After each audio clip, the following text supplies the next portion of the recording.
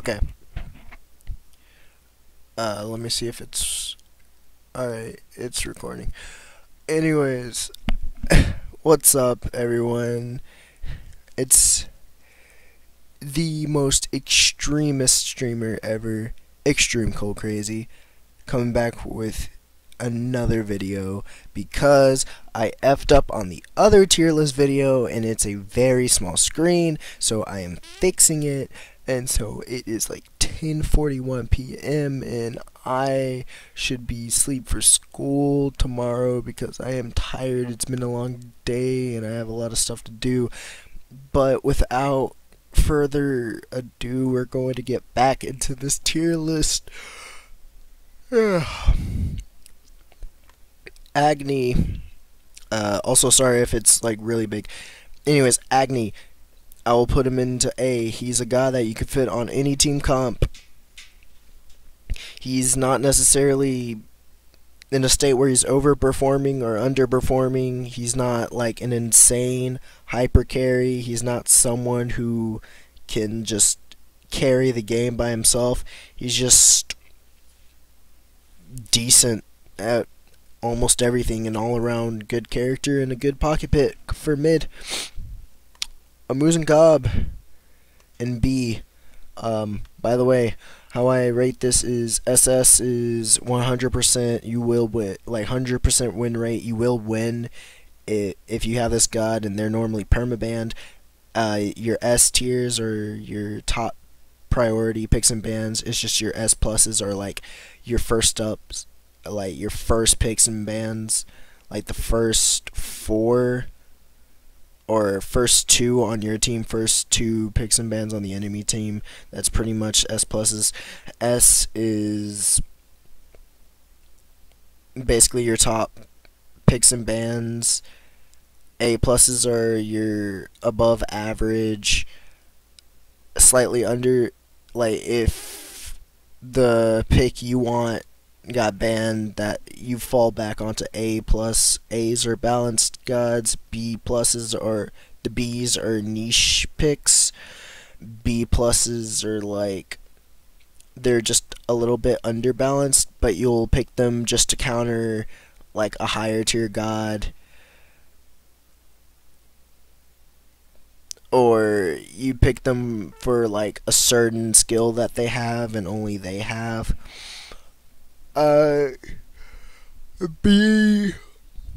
Bees are gods that bees are gods that need a team around them just to be viable, and C's are just trash all around, and D's, which have like 100% lose rate. You will lose if you get that god. Anyways, Amusin Cobb is in B. He doesn't have any escapes, so he gets locked down a lot. The only thing that's really going for him is early lane pressure and like good boxing. But what's the point if you could get shut down super easy due to the fact that you have no escapes? So you need a team comp with a lot of peel. You don't have a lot to give into a team fight, and the only thing that you're really doing is just trying to play for late game like any other carry, but every other carry does like something way better than you. So yeah, you really shouldn't pick Amusin Cobb. And by the way, this is for Conquest, so just remember, if you think Amusin Cobb is viable and you like playing him because you play him in Assault or Duel, he is very different from like those 2 game modes. This is Conquest we're talking about, so he will get shut down fairly early in the game due to his lack of mobility. Aposh, B+. Aposh doesn't have any escapes, so he already has lack of mobility, but he has good poke. He can counter healers, which are kind of prominent, and his ult can clear a large space, pushing people off of a point or securing any objective. it's just the fact, and also Opwash can heal himself, but the thing is that Opwash just is slow, squishy, doesn't have any escapes, so trying to pick him is very situational and should be picked with caution. He shouldn't be like your go-to god. You should only pick him just to counter like a healing comp. On her, this is one of the gods that gets affected greatly by the switch over to console than PC. If this was PC, he'd probably be up here, but since this is console, he is right here, due to the fact that his go-to combo, like the impale, like the pillar into impale, kinda gets, not kinda, it's really hard to pull off on consoles, because trying to pull off any skill shot on consoles is hard. So basically, it's that on her, he has good early game, good CC. It's really hard trying to manipulate his kit to what you want to do with it, because of the fact that console limitations. Like, it's just harder to hit skill shots on consoles than it is on PC. So that is the reason why I put him into A tier. Moving on, Amaterasu. Amy is an S, because Amaterasu has amazing team fight potential. Like, Amaterasu's team fight, you can't beat it. It's way too good. Like, hands down. Her early game is the only thing that is very sketch about her. It's really risky because you have to dash through the wave. But during like level 3 to 5, that's when she just like pops off and becomes a threat, and she will always become a threat no matter what stage of the game it is. As long as she has her ult, she's a threat. It makes her CC immune, it gives her movement speed, a really large radius, high damage, and a stun. And can stun multiple enemies as long as she hits like all 3 of her slashes, which is kinda easy. Plus she has movement speed aura, which can be paired to a lot of immobile gods. She has healing aura, which that's always good. She has a silence on her dash, a really far dash that comes out really quick. She can reflect damage with her Yamir, and that can be used as a projectile that does a lot of damage, surprisingly. She's just a very good all-around solo laner in support, and to a lesser extent jungler,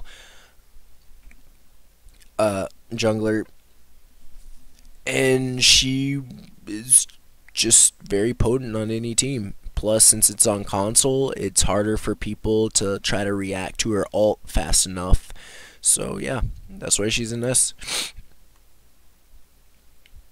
Anubis Kubus is in B+, because like these two people, he doesn't have any escapes. His ult and his 3, I believe, the one that like Locust shoots out of his mouth, makes him immobile. That gets kind of risky going up against, in the mid lane, knowing that you're going up against people who have long range poke, so you're basically just a sitting duck for them. This god he only really shines at melting objectives. Like, he has a lot of high damage and he can melt people, but the problem is that he can get locked down really easy due to no escapes, and just doesn't really have good team fight.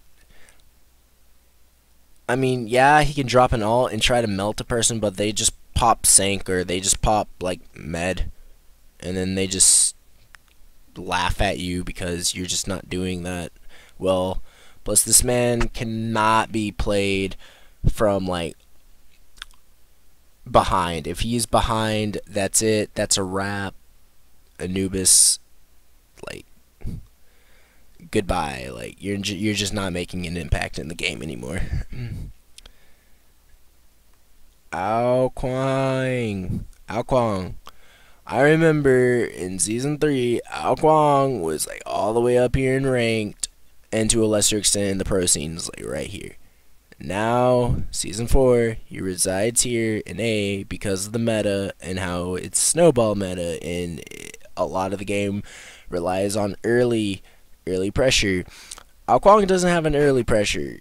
He's more wanting to be late game hyper carry, and once he gets there, he is melting you. He just looks at you and you die. He has invisibility. He has blink. He has very high damage late game, and he has an ult that executes and can take him out the fight and let him escape and heals him. Only problem is this meta doesn't favor him. I still think he's a good viable pick if you need a magical jungler. But other than that, I feel like just he's just not as good as he used to be due to the meta, and that's the only reason why I put him in A. Afro and B plus. Afro is very situational. For people who are trying to use her in the solo lane and support, just give it up. Don't even bother. She's way too squishy early game, and you will just get, like, destroyed. Like, you just be very... It's just very pointless trying to put her in bulky frontliner roles because she's really squishy early, so it's really hard for her to try to... for a better word, try to initiate as a frontliner, knowing that she's squishy without, like, all of her defense items online. But she can heal, even though it's one person at a time. She has pretty good lane pressure, and some surprising damage just out of nowhere, but due to her no escape and lack of mobility, she's really slow unless she's like linked to a person where she has movement speed. She can get locked down really easy. And I feel like she's just really situational. Like, you need a comp around her just a bit. She has her niche. But I wouldn't recommend always wanting to play her. Apollo, one of my favorite carries, if not my favorite carry. This is like the god who I really just learned how to play SMITE with. Like, when I was a noob, I used the SMITE starter kit Neath and like the 5 gods that were just given to me, but this was like the first god that like I bought with favor and then I learned the game from. He was one of the first gods, and he was my first diamond. I remember back earlier Season 4 he was like up here, and then they nerfed his 1 by like 10 damage, so instead of doing 300 it did like 290, and now he's like an A tier. I don't know how much that 10 damage mattered, but apparently he dropped like 2 tiers down in the A, because you see him sometimes. He's a good pick. He's good for split pushing. He has really good early clear. His kit is pretty bloated. He has movement speed on his 3 and can even give his team movement speed, and he could give himself protections. with his 2, and it's a mess. But you just don't see him as much as you have, and due to other carries getting buffed or other ADCs getting buffed, you just see them getting picked in a better position than Apollo. Not saying that Apollo is weak or anything, because by no means he is. He's a really good god. It's just, he's just, a lot of other carries do things better as of right now. Arachne is in B+. She can almost outbox anyone, but the problem is she's trying to play for the late game when this is an early game meta, and she has no escape unless you burn her ult. So you're like, do I use my ult to initiate or do I use my ult to escape? Other than that, Heartseeker on her is like, Heartseeker and Kins is just like a straight GG. She has really high boxing potential. It's just that it's kind of hard trying to get past her laning phase. Plus, she's only potent at single target damage, so trying to teamfight with her is kind of hard to do so too. Aries in B+. Now, for those people that are like, Aries shouldn't be in B+, he should be like all the way up here due to his damage. Yes, I know, Aries hurts like a mofo. I've been on the other end of those chains, and I understand, but this is console. So, his chains are quite hard to try to land on other people. I know it's annoying how much damage they do and that it silences, but he has like the lowest base protections of any guardian. I'm pretty sure about that. His 2 is really forgotten, and it gives like protections to people in the surrounding radius, but a lot of Aries I see just don't even pop there too. And his 3 does pretty great damage, and really you're only playing Aries for his ult for teamfight, and that's why he's in B+, just because of his ult. Anything else Aries has to offer is probably like, it doesn't matter. His ult, and maybe to a lesser extent his chains. His 2 and his 3 doesn't matter. The bad things about Aries, he has no minion clear, no escape, beads counters his ult and his chains in almost every part of his kit, and that's basically why Aries is in B+. Like, doesn't real. The only thing he has going for him is just a shit ton of damage, but you can easily get away from that, and he's pretty easy to read if he's coming just straight at you, just walking straight at you. You know he's probably going to blink in, or he's just going to try to run up and get as far as he can just to ult you. Artemis in B+. Artemis is a late game god. She is a late game god in an early game meta, so those two things, they just don't favor her. She has inbuilt crit, inbuilt like attack speed, so it's just like, those are good, those are great, don't get me wrong, but she has no escapes, so that's just like being late game god, no escapes.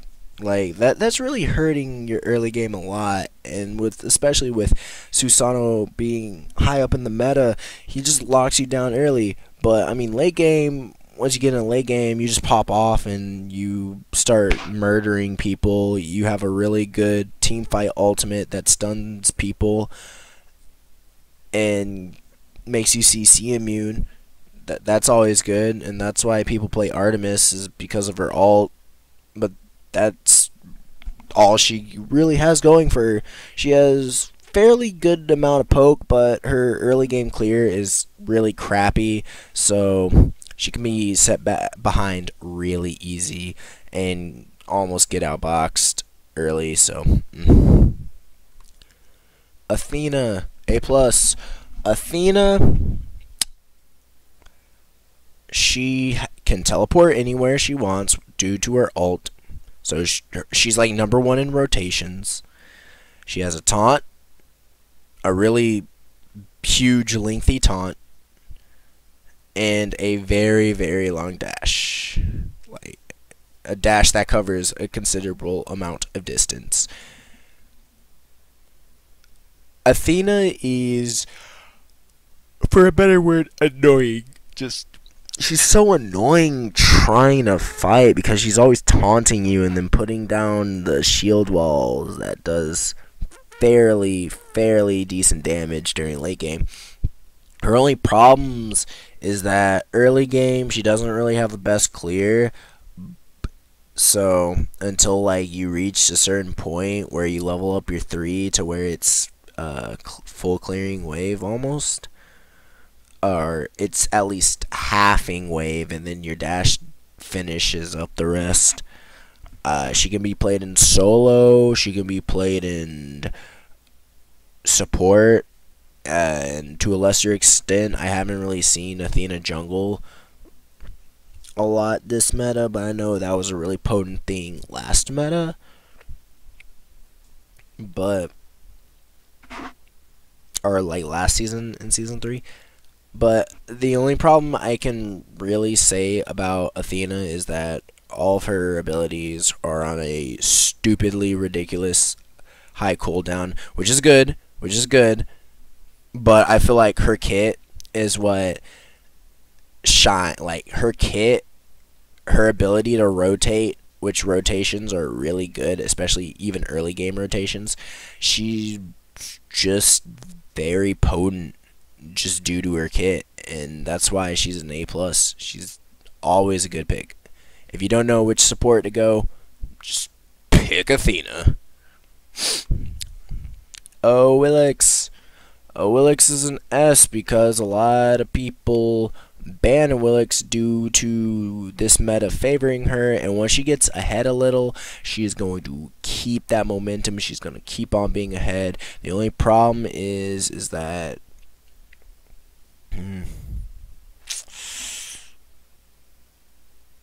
you know, actually, no, I'm moving her down to A plus. Moving her down to A plus because if she gets behind a little, then she gets wrecked if she gets behind. But if she gets ahead, she'll snowball like no one else before. But it's kind of hard trying to land her 3 due to it being a skill shot and it's console. So if it was PC, I'd put her up in S, but since it's a console, I put her in A plus. She's still really potent. If you build a team comp around her, which you don't necessarily need to, she becomes all more devastating. So you don't even have to worry about her 3. Bacchus. I'm putting Bacchus into A plus. Due to Bacchus, again, if you don't have if you don't know who to pick, Bacchus is always a really good pick. He counters a lot of healing in this meta due to his burp. He has really great initiation. His ult does insane amounts of damage. He's pretty fast, good escapes, and really tanky. He's just really good. He's really good at pressuring people. So, and just going aggressive and just starting up like team fights. So I feel like if you need someone to start up team fights and like control, just have like a lot of control over a fight, Bacchus is your go-to god. Bacchus or Baka Flocka. It's not good. He's a late game god in an early game meta. you counter his ult by sanking or beads. His kit doesn't really do a lot, and the only way he's going to get in, just to, like, the only thing he's really there for is just to try to ult and burst you down with his ult, or try to stick to you with haste and fatalis, and with haste and fatalis getting an increase in pricing, Bacchus is just gonna have a harder time trying to get one of his core items online. Like, this man has been having a tough time trying to get into the meta because, like, all the items just don't benefit him. There's just no way. There's just no way for him to, like, flourish with all these, like, hindrances, I'd say. And plus, his kit, all he has really going for him is a steroid. He doesn't really have any range. He doesn't have any way to pressure a person out. So he's just kind of like there just to eat and ult. That's Bacchus. Bastet, B+. Bastet has good early game, high single target damage, amazing split push potential, and a great escape, which is also an initiation too. The only problem is she falls off really hard, and it's pretty easy, and she doesn't really have that really great of early game lane pressure. She has good early game damage, but just not that well early game lane pressure. So if the enemy team gets that pressure on Bastet and puts her back, Bastet isn't really doing anything for the remainder of the game, but trying to split push. Bellona's an S. She is one of the top 2 solo laners right now due to the Deathwalker meta, and to an extent that I, like, my friends and I do, is the DM Brandon start, where you just wait till you get 800 gold and teleport and get get Mark of the Vanguard, so you have like 2 starter items once you get into lane, and you just basically are early game tanky with a lot of sustain. It's a great strat, but Bellona makes use of this insanely well. Her 2 has insane amounts of damage early game. She has a good teamfight ultimate with her rally here. She has okay escapes with, like, her shield bash and rally here.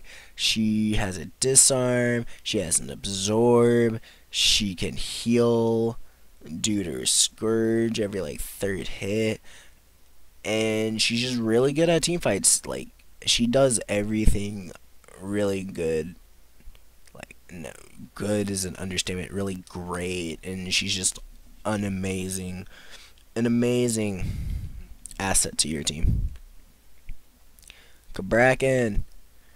I remember Cabrakan was, like, up here, and then they nerfed his damage later in Season 4, or right now in Season 4, and I put him in A because I was Diamond Cabrakan. I was, like, top 100 Cabrakans on console before season, or the spring split ended.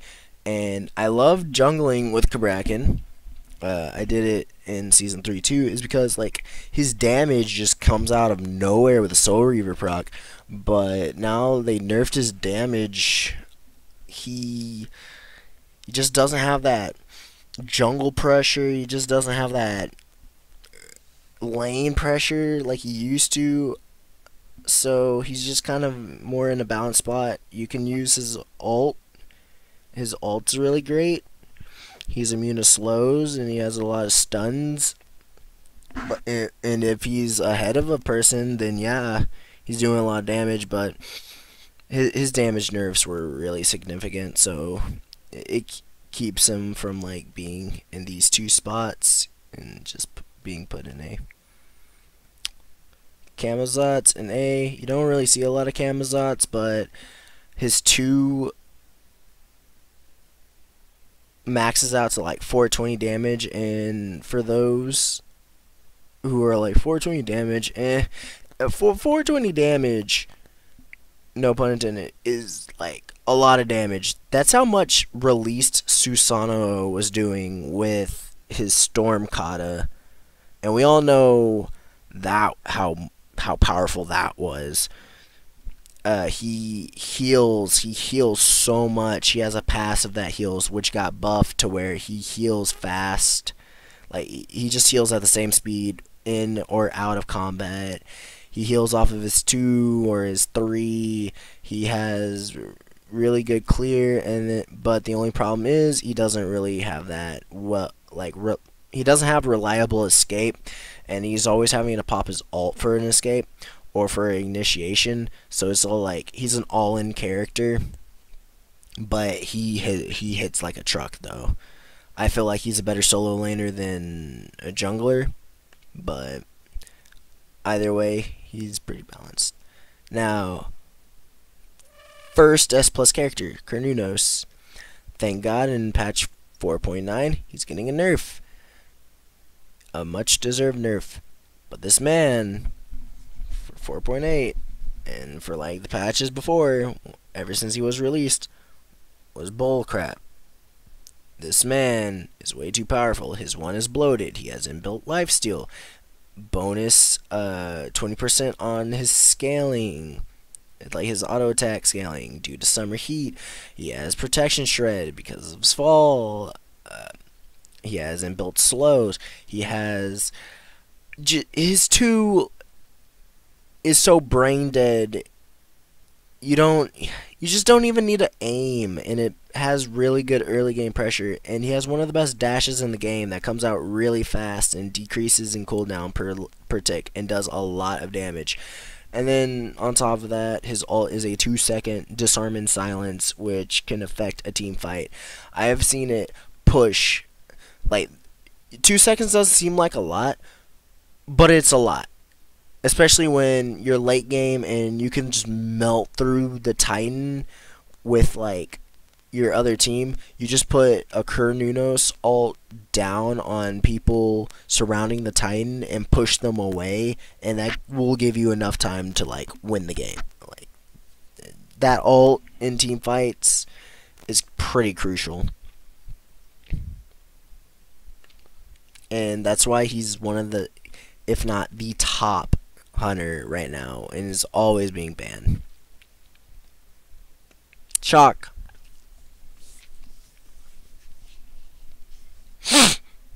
A fan favorite of most solo laners on consoles. I think Chalk is meh.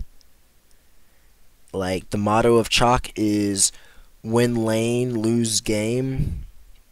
Or like win lane early, lose game late.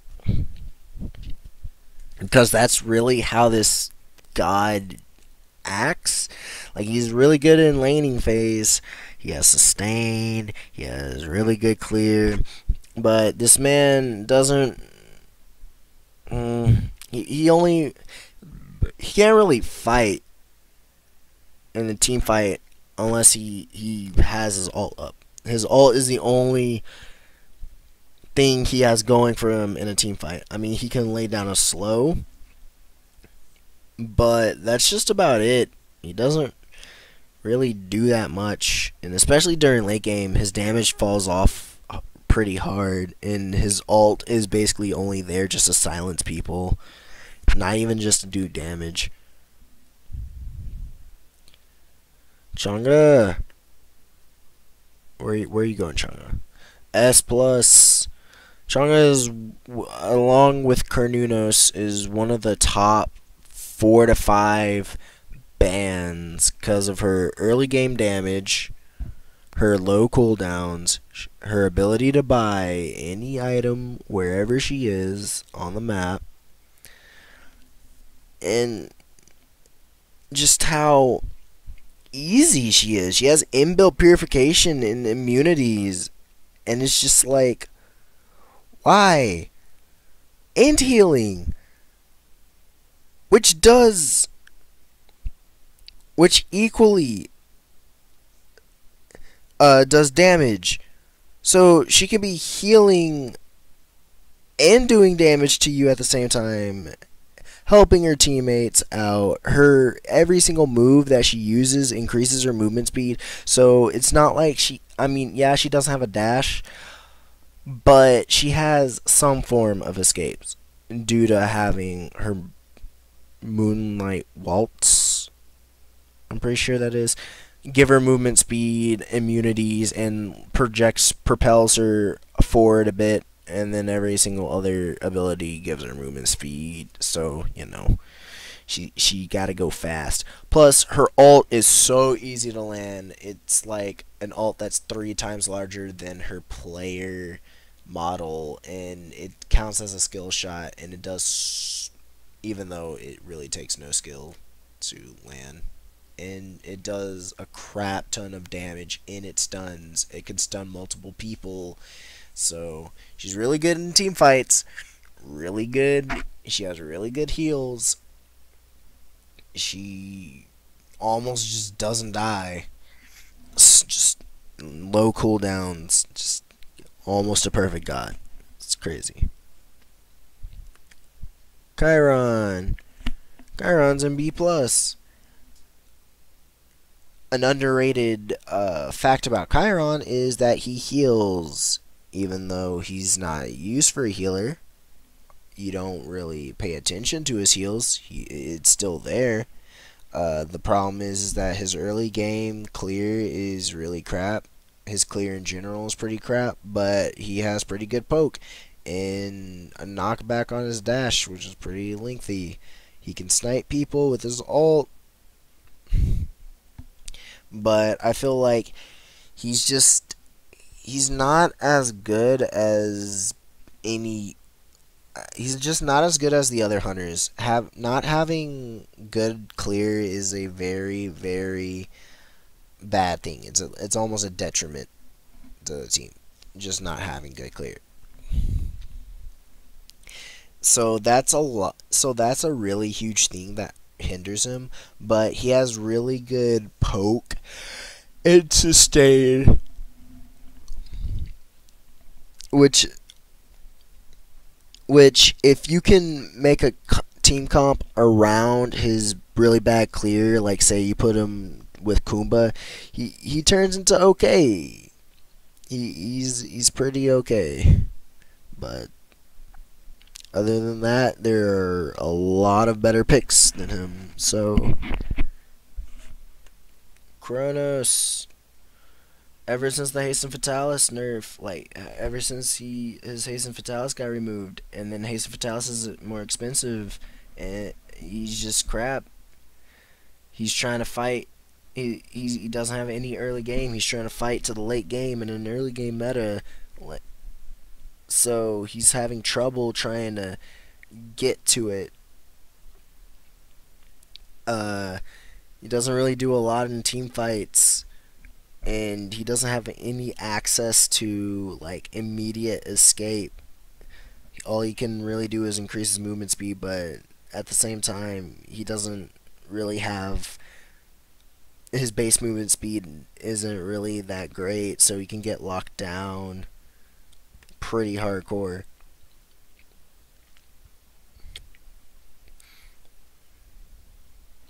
Cupid and A+.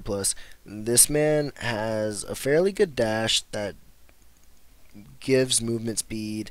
He has heals, and if teammates get his hearts, he gets mana back. His one is delayed, like in a delayed explosion, but it does a lot of damage. So, and he has a really good team fight ult, which mezzes people and does a lot of damage. The only problems I can really give is he's really squishy, and he only has one real way to deal damage consistently by ability, and that is his one, which is the Heart Bomb, which is very delayed, so they still have a chance to kill you before the Heart Bomb will go off and kill them. And also he has inbuilt attack speed, so there's Cupid for you. He's just kind of chilling. Erlang.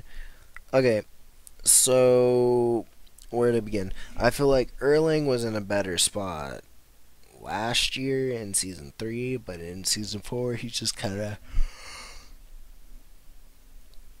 he's just chilling. He's just doing his thing. Deathwalker meta favors him, but his early game clear is just atrocious. His team fighting is really great.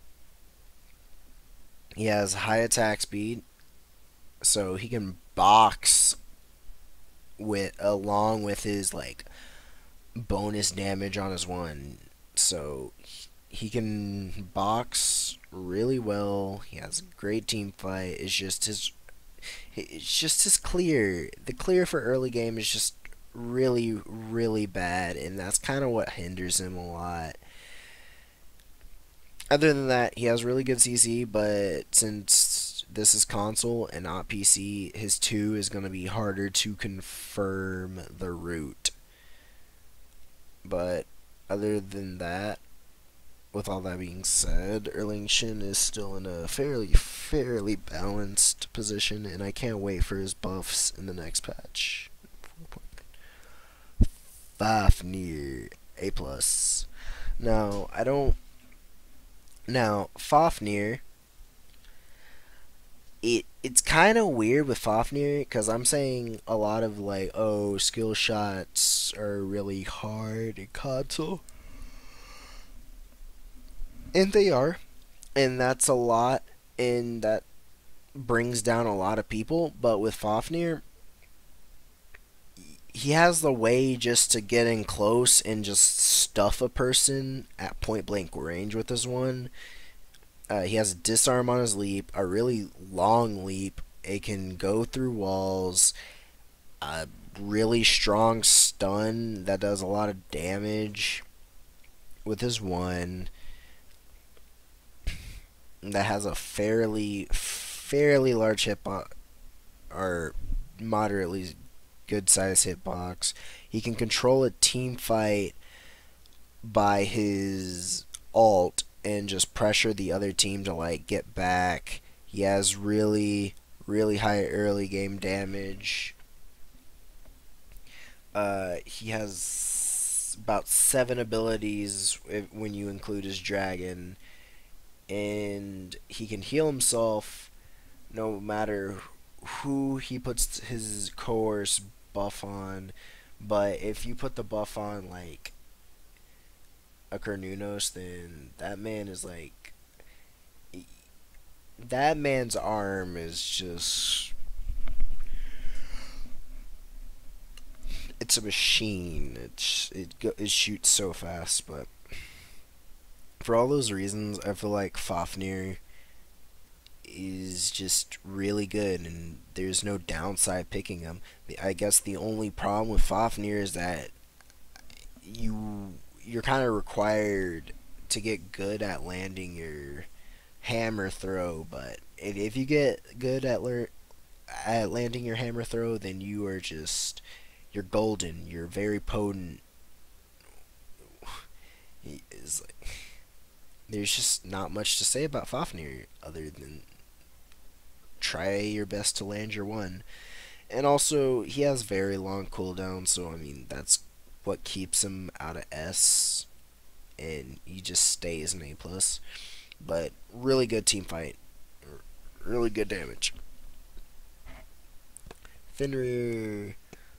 I say Fenrir's balanced. Fenrir has good early game damage with his 3. It's just that he likes putting himself out of position with his 1 which is his leap. So it's all like that's where his stun is at. That's how he's gonna initiate.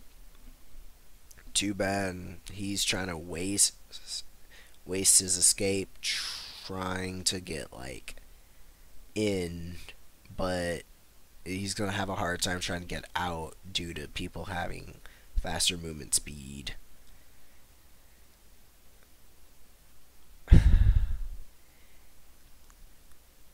mm.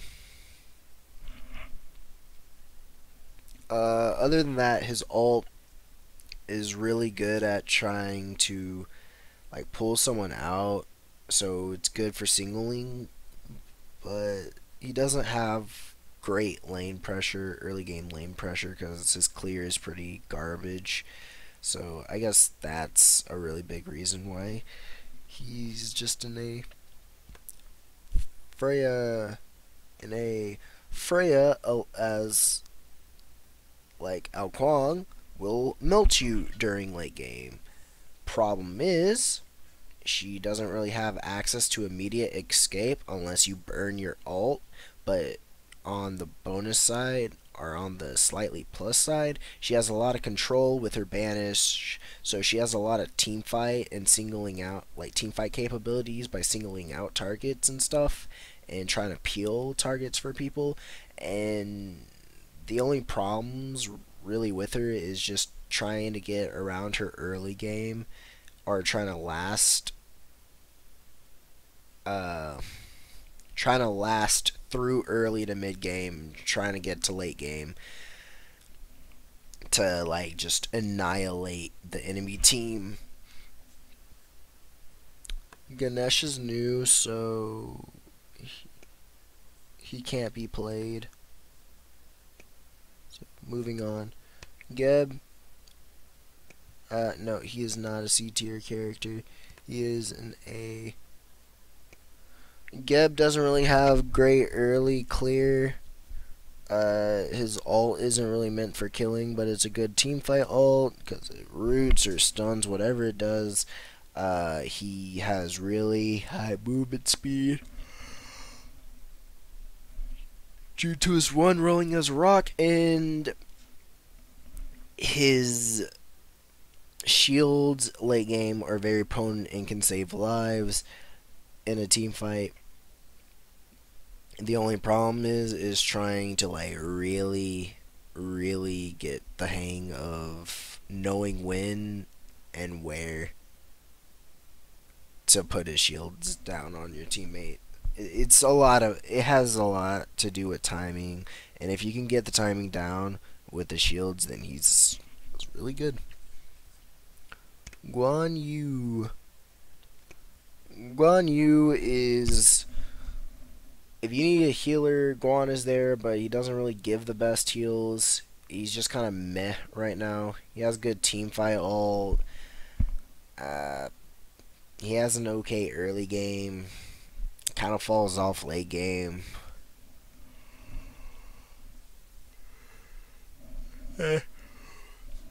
He's really slow and doesn't really have the best escape, but what Guan does is he's just there if you need,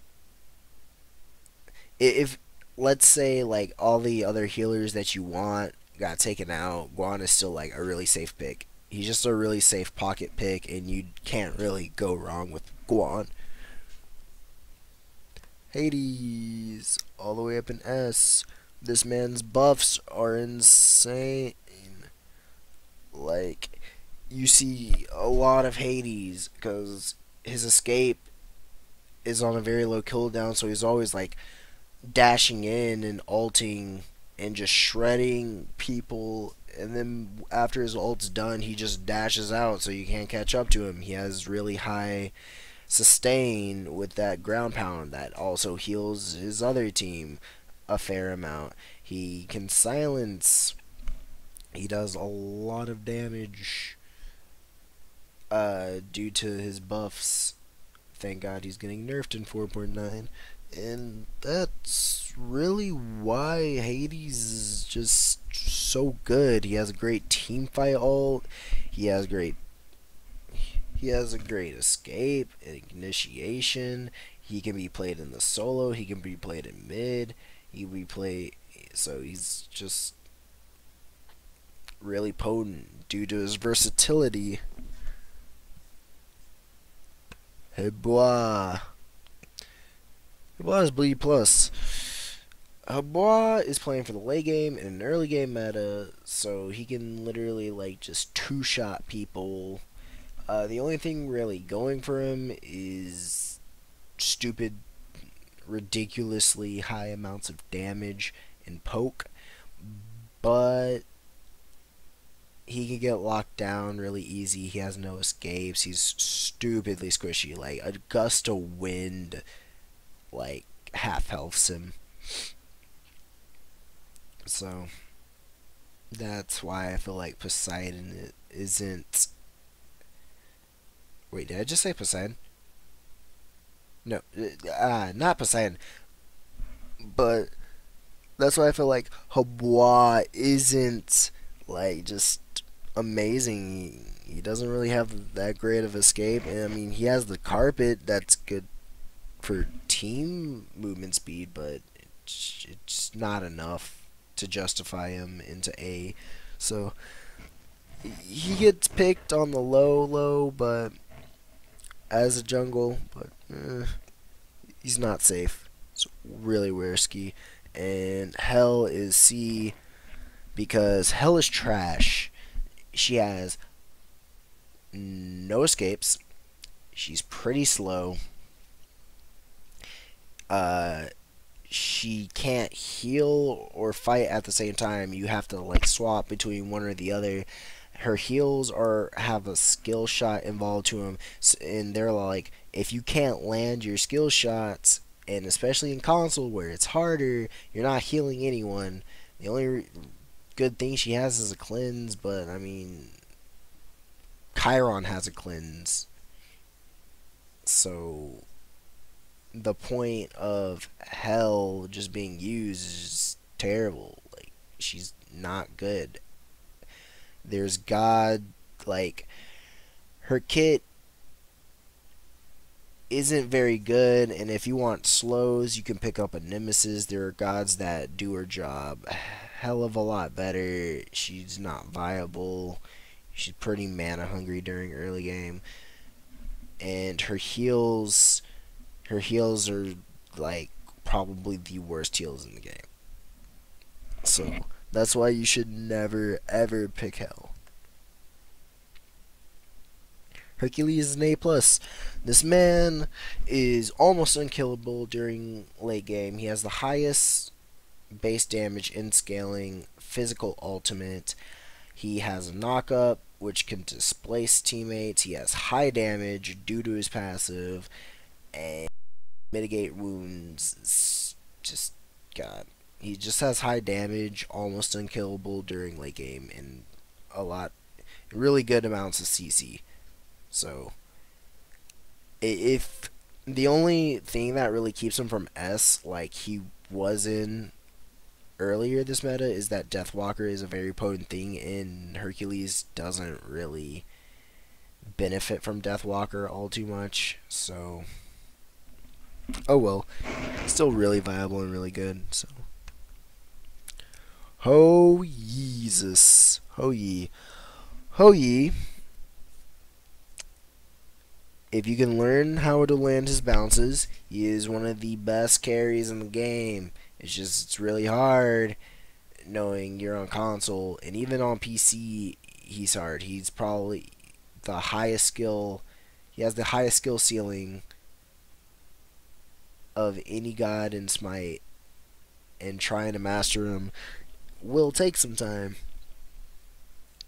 It's a really hard character, but I feel like with the buff to his slows, the buff to his attack speed, he's just in a really, really great spot right now. And I feel like, again, you can't go wrong with picking a Hoi. He has great teamfight potential. The only thing is that his escape is very wonky. Hoonbots has a great teamfight ult. He has a leap. He has a teleport. He has inbuilt crit. and he has pretty nice camp clear and lane clear with his 2. The only problem is that he's really stupidly squishy, and beads counters his ult. So, and a Willix just counters his jump. So, oh well. Isis is okay. She has really good early game pressure, and her spirit ball late game hits like a truck. Her ult heals people, but it's kind of like meh, and she silences people. It's like when she's trying to team fight, she's okay at it, but it's really easy just like ignoring her ult and just getting away from it. So it's like, yeah, it's not that very potent. Izanami. I remember Iza earlier was like S plus in season 4, but now she's kind of chilling in A. She has like attack speed steroid that boosts up her damage and crap. She can clear wave with her autos. She has a really good team fight ult that silences and does a lot of damage, and a leap that puts her invisible. It's just the fact that she got nerfed to her like basic autos damage that a lot of other carries are now able to combat her ability to clear minion wave with her autos a little bit better, and box her a bit better due to her reduced damage on her autos. So I feel like Isa's in a good spot right now. So Yanis. Yanis is always good. Yanis can 2-shot squishies. Yanis can make amazing rotations due to his ult. His ult has very high power and scaling, even to the point where it could potentially one-shot a person. Yanis has a movement speed bar that gives his team movement speed, and he can get any good Yanis player can get his team out of a pickle by just putting a portal against a wall. The only problem is Yanis doesn't have access to like immediate escape, so yeah, but as long as he's near a wall, you're probably not gonna catch him, because he just puts a portal with his low cooldown and just like leaves you. Yeah, you will never ever go wrong with Yanis. It's really potent. It's just that he doesn't have an escape, so that's why he's not an S. Jingwei B. Jingwei isn't as great as what she used to be in season 3. She has a hard time clearing. She doesn't have a really good early game. She's a late game in a snowball meta where early game matters a hell of a lot, and she just doesn't have a really great escape. It feels like everything Jingwei, like, it feels like they just took the nerf hammer and just like busted Jingwei's skull like over the top of her head from like season 3 to season 4, and Jingwei just hasn't seen the light of day of the meta in a long while. Kali, I'll put her at B+. Kali has like a stun, an ult that keeps her alive, and a passive that can potentially get all her health back. The problems with Kali are the fact that she is trying to hyper carry, so she's playing for the late game in an early game meta, and she doesn't have a lot of clear.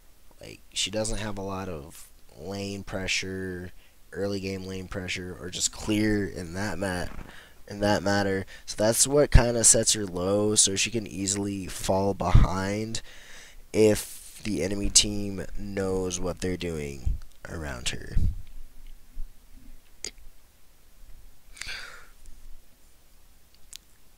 Khepri.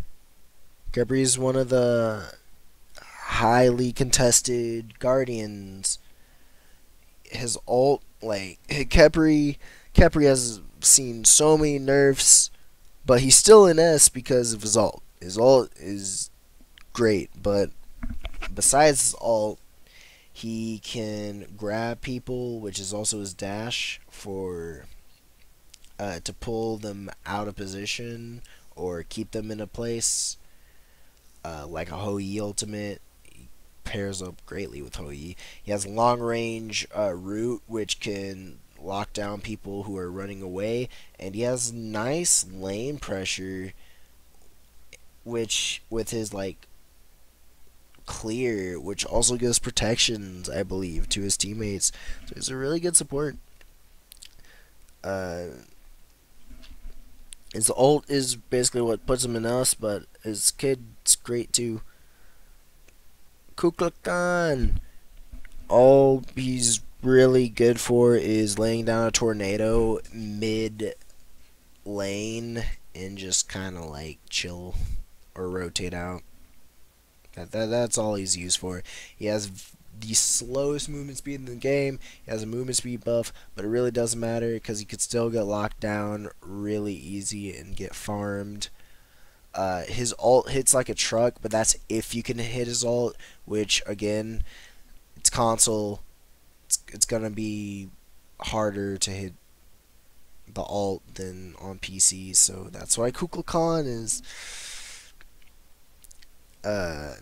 just in B. Kumbhakarna, the CC god, easy to confirm damage, effective in team fights. You don't really go anywhere wrong with him. It's just like sometimes Kumba can put himself out of position and be a sitting duck, and he can be squishy during early game. But other than that, he has really good clear. Root, Mez, you name it. Kuma got it. Kuzimbo. Kuzimbo's in B. I have yet to see a good Kuzimbo. But Kuzimbo is probably a better solo laner than a support because Kuzimbo, the only way Kuzimbo's kit doesn't really support their carry or support anyone. All he is just like a really tanky frontliner trying to like frontline and soak up damage so he can reflect it back. And the only thing that he has that is like remotely support is trying to push people towards the team. But you can already do that with tier and leave a guardian spot open without hurt or without Kuzimbo trying to push a god into them. Plus it puts him out of position, it wastes his escape, and then he just kind of gets chased down and locked down and dies. Loki. I don't know why you would ever play Loki. He's trash in Conquest. You should never play Loki. The only viable role he is in is like solo lane, and all he will do is put a decoy and then run away like a little bitch. He is designed to lose lane. I mean, he'll melt squishies late game, and everyone will complain about him. And the only real thing he can do is split push, but he has no team fight presence whatsoever. So, with all that being said, he's just in B. He's not good. Since this is console tier list, Medusa's in S+, but if this was on PC, it's S. The only reason why she's in S+, is it's very hard for a console person to flick the joystick and try to like counter ult through means of like just in-game sensitivity, but or just like in-game options. But in console, it's a different story. Like Medusa has really great early game clear. She has a lot of lane pressure. She's very, very potent with Haste of Fatalis, increasing her passive to where she can strafe a lot better. And she can affect a whole team fight just herself and then just wreck people during late game. It's crazy. Mercury, B plus. He was wanting to play for the late game, and his build is stupidly expensive due to him always needing crit. Mercury won't really have that early game lane pressure, but if you can get a little bit ahead, you are carrying the game. Like, Mercury will melt you. It's just kind of hard to get him in that position where he can with his meta. Neith is an A plus. Neith has where to start. Neith is the starter god of Smite. She's like the Smite starter kit. She's a carry or an ADC, so her autos are obviously gonna hit quite a considerable amount, but she's an ability based hunter, so her abilities hurt like 350 scaling on her one, and she can instant clear wave and make like her weaves blow up for insane amounts of damage. She has inbuilt lifesteal on an AoE that pressures out people early and keeps her alive during early, and then she has a backflip which gives her immunity and does damage, a considerable amount of damage, and slows. So it's just like cake. She has an ult that will hit and stun anyone she pleases as long as she has vision. So, with all that being said, and her just easy to confirm damage, she's just really potent on console. Nemesis. I just got done playing Nemesis not too long ago in ranked. She's really good. I mean, her early game is kind of like shaky, but once you get past that, her mid to late game is very potent. She can lock down people. She has 2 dashes, a shield, and she basically has a free sunder, which via her ult. So she's really good at singling a target or just like weakening the frontliner just for your team, just to destroy him.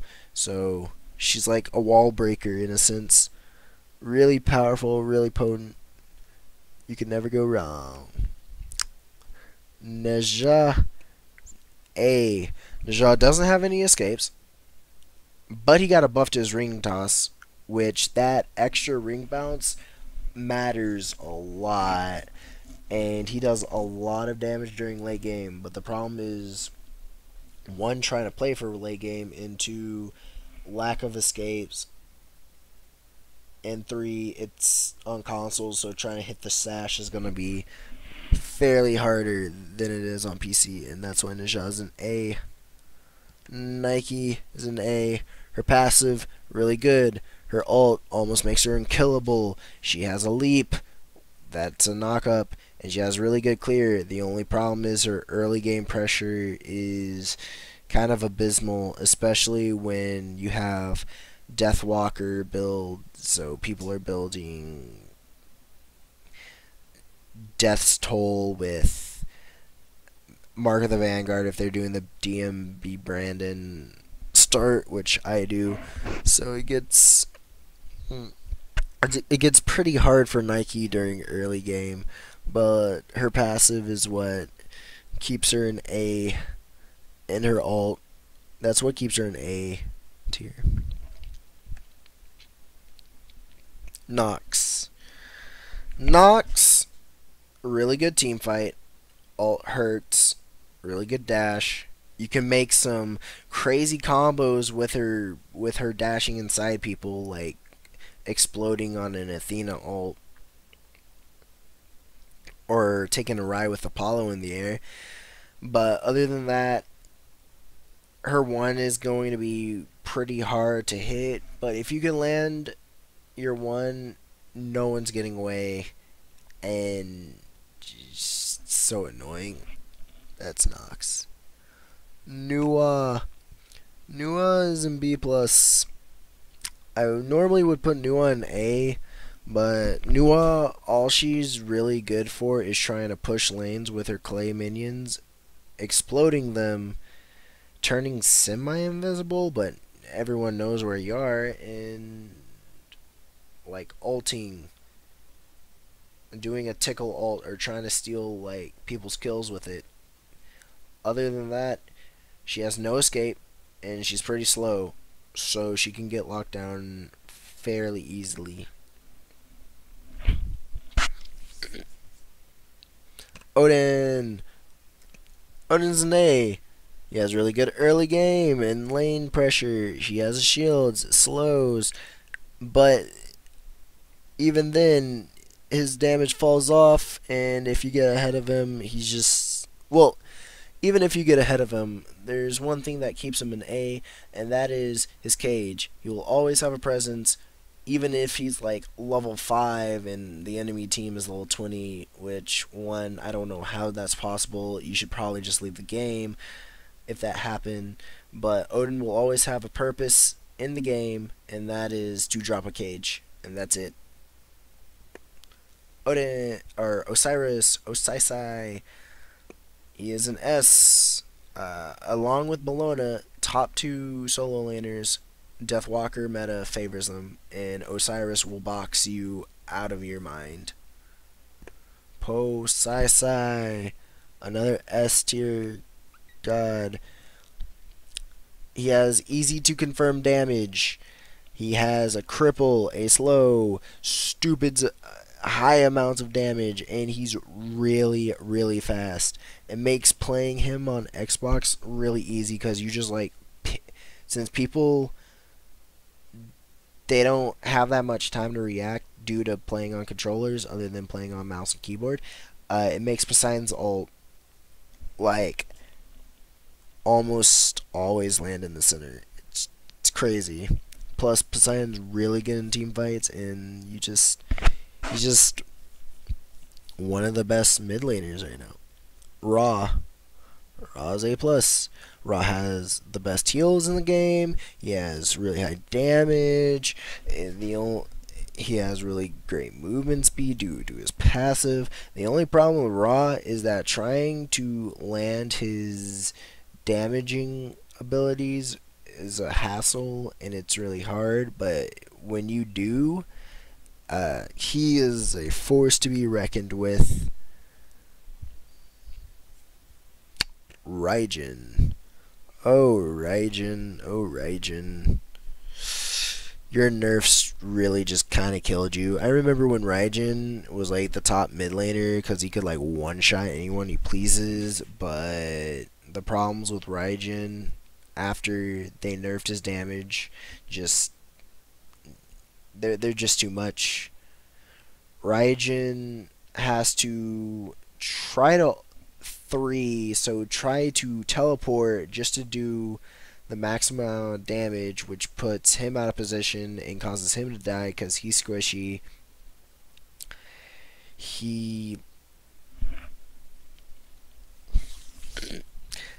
His one is really hard to try to confirm all hits on console, and the only thing that's really going for him is just ulting. And if you're behind, then your ult isn't doing nothing.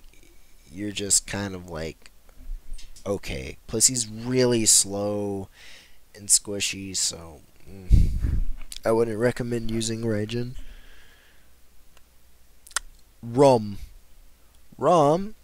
is an A+. I would put him in S if this was PC, due to the fact that in console it's going to be harder for you to land your ult. Other than that, Rom is a really great hyper carry. He comes with attack speed steroid, a really great roll dash that disarms or cripples, and a really great clear with his one, just slows. It's a really good god, really great god, one of the best carries right now. Ratatoskr Rat, I feel, is balanced. He's not as potent as he was due to his nerf to his ult, which is fine and justifiable. He still has that early game pressure. He has still really good clear and can still kill you if he gets ahead of you. He has great CC, great team fight, great initiation. It's just that he's not as valued as much right now. Ratatoskr, the only problem I can really give is that he won't have that early lane pressure, to be honest. Robin, another one of your top bans. Robin has sustain, check, slows, check, a leaping ult that prevents that grants him CC immunity and does a lot of damage and reduces protections and gives him like resistance against other people. Check. This man is crazy. He's just way too good. Also, his 2 grants him. His 2 is a projectile that does a pretty fair and decent amount of damage, but also grants him CC immunity and like just he can't take damage when he's backflipping. So he's really potent if you use him in the right way. Scylla, I hate this god. She has easy to confirm damage, a really great CC, and a really potent team fight. Also she has a really good ward teleport. The only problem with Scylla is that she's stupidly squishy, and if you can get around her escapes, then end all you can get around her. So it's not too insane. Surkhet, I'm putting her at A+. If this was PC, I'd put her at S, but Surkhet gets to be put at A+, because not a lot of people on console doesn't play Surkhet, and a lot of people on console misses her skill shots a lot, so that's why I feel like Surkhet is an A+, because she's stupidly good, but a lot of people sleep on her, and console kind of prevents her from her skill shots. Scotty, A+. Really good pusher, really good boxer. Calder does a lot of damage still, and her 3 is stupid. She has movement speed boost on it, and I've seen what that 3 can do, and sometimes it gets really stupid with bouncing all up and down that. Sobek, A+. Sobek can displace a person, feed his teammates kills by plucking them, has a really high damaging ult, that like regens his mana, he can get health back with his 3, he has really nice clear, he can be played in the solo lane. Like, Sobek is just a really good support, because he can basically just cause a first blood due to his 1, or he could cause like a person to get singled out due to his 1, and that can give an edge on a team fight. Soul's B+, not as great as she once was due to the haste and fatalis effect, but she still can do a lot of potential damage, but her ult, it's really hard to try to land on consoles, so Sun Wukong, I have yet to play Sun Wukong with his like new buffs, but Sun Wukong just, he can poke you from a distance and has really good clear. It's just during late game he falls hella off. He just falls off really hard, and he can only use one out of his 2 CCs on his 72 transformations at a time, and it's not even confirmable damage. But Sun Wukong's fun, and at times he can become really potent given the right matchups. And so Susan, my boy Susan, all the way up into S+, one of the top picking junglers, and I'm very sad they got nerfed, but it was justifiable. Susan is really good for the snowball meta. He can displace people. He has a great team fight, all great damage, movement speed out the wazoo. Susan, he's just my favorite god, my favorite jungler. Great god. I enjoy playing Susan. It feels like he's very fluid. He can combo. He has AA cancels, and he's good for like a god or a player of any skill level. Like beginning, you could play Susan at a beginning level, or you could play him at an advanced level and do even more damage and pull out even more shenanigans and be even more insane. Sylvanas is one of the top 2 guardians. He has great heals, great mana regen. He can displace a person and pull them to them with his pull. He can root people. He has a lot of CC. His Wisp do actually quite a considerable amount of damage, and he has great team fight with his alt knockup, which also complements Willix, which is also high in the meta. Terra is a solo laner apparently, but she's also really good support. Her ult can change the tide of a team fight. The only problem is it takes a lot of coordination, and most of the times you won't be on a coordinated team, but if you are, Terra's ult can change the whole pace of a team fight. It can save lives. She has heals. She has 2 dashes. She has a lot of CC, and for those reasons, Terra is an A+. Thanatos is an A+. Thanatos is stupid. He's stupidly powerful. He's stupidly powerful early game in a snowball meta. He's like one of the go-to snowball gods. Like when you think of snowballing in SMITE, you think of Thanatos. He's one of the gods that pop up. He's the king of this meta, or supposed to be, but he isn't. So, but even so, he has movement speed and execution that counters Khepri. He has silences, just high base damage. He's just a very annoying and obnoxious god, and if he gets ahead, he's just blowing you up and two-shotting you. Morgan's in B+. I feel like she's very situational. She doesn't really have that great of a reliable escape. I mean, she has an invisibility, but her 1 is very delayed, so you can easily CC her out of it, and she's really squishy.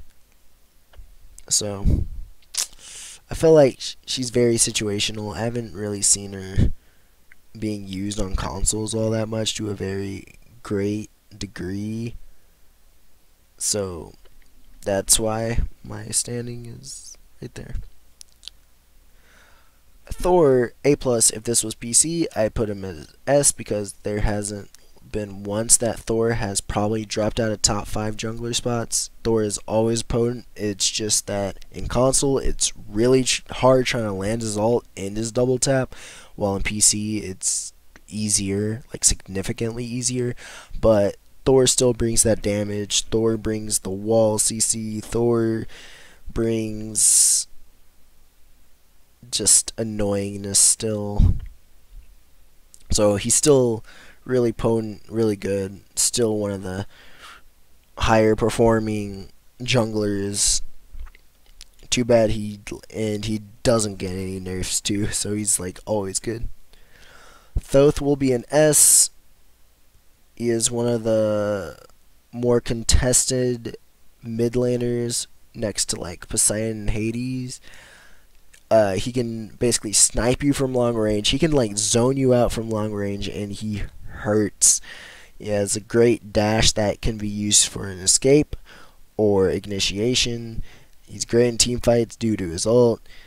He has inbuilt pin, so when you build pin on top of him, he just hits like a truck. He's just a really great god. Tier's an A. I haven't really been seeing much of Tier lately, but he has like 2 abilities on number like on the back.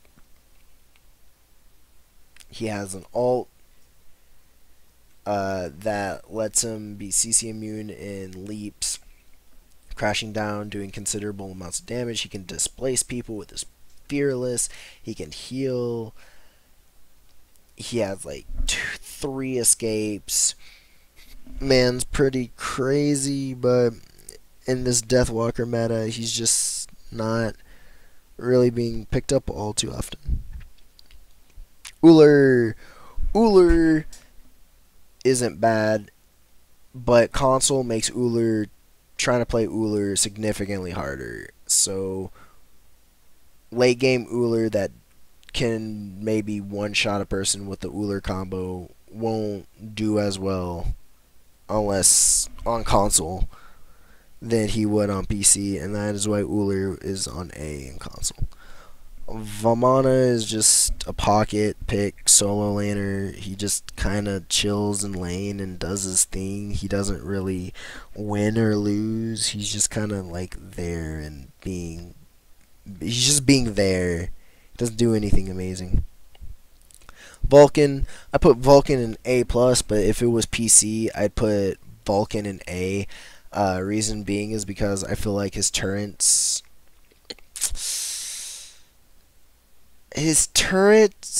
he can put one down after another.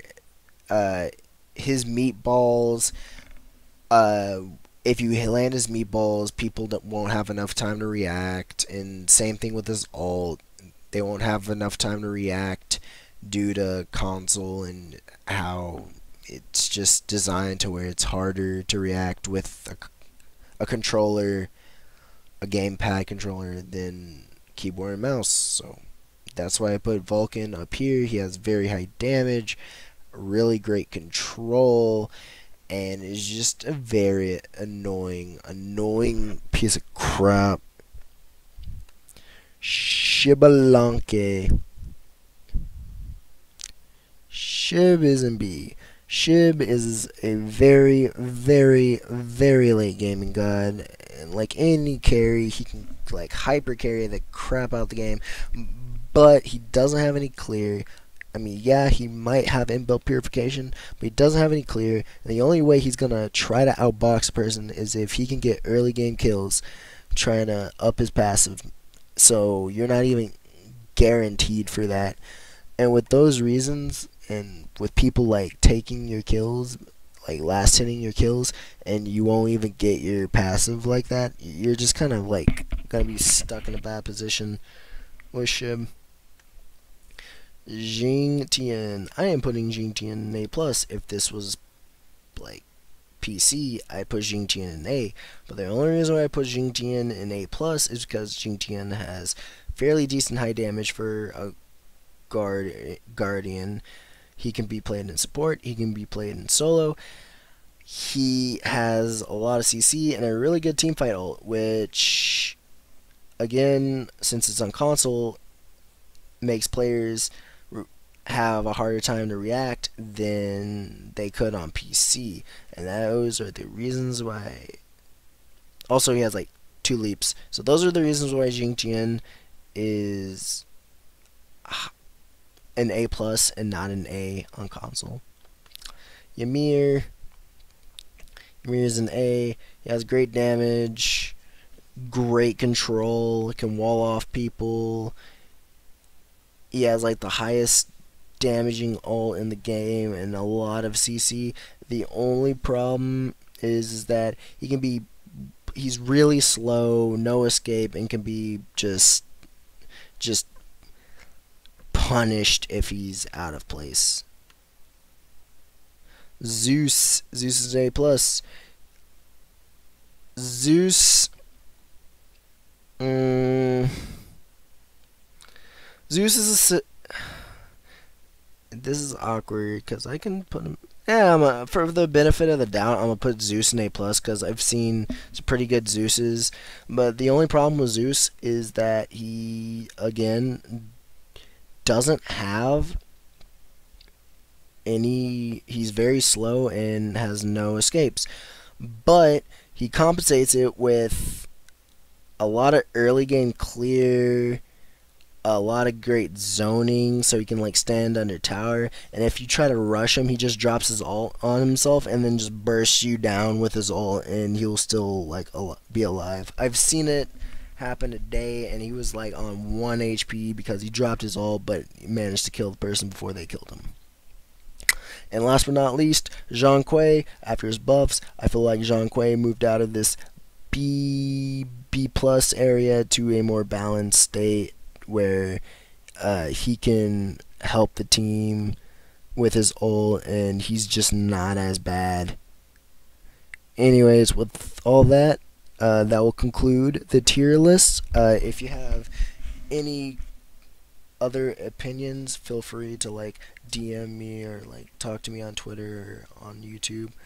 But with all that being said, I should be getting out of here. Remember to follow me on Twitter and on Twitch. And with all that being said, stay extreme, guys. See you in the next one. Peace.